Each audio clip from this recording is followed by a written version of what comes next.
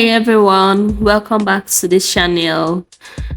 Today I'll be showing you how I did this packing gel slick ponytail using attachment extension.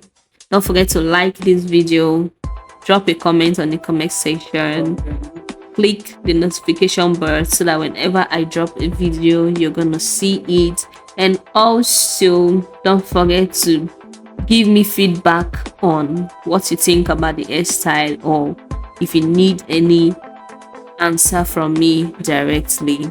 So on this video I'll be using some products which is on the description box. So if you want to know all the product I use in making this hair, you can check the description box. Everything is listed out there. So I'm using a white gel and also a petals black gel. So as I go on with this video, just take note of everything I'm doing, because it's definitely going to improve your skill when you're making this slick ponytail like a pro. So guys, stay tuned as we ride on with this video.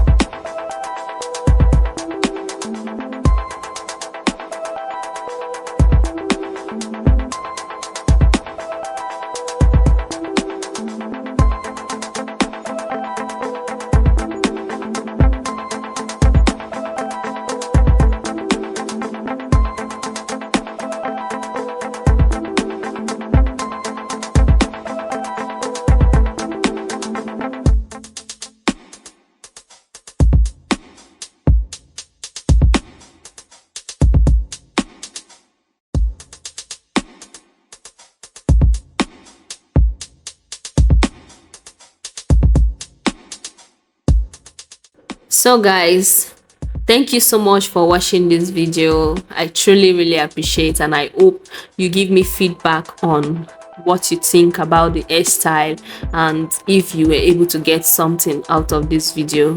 So my next video, I'm gonna add it to it when I'm making the video. If you've not liked this video so far, do well to like this video and make sure to subscribe to this channel, because I'll always be giving you updates about hairstyling.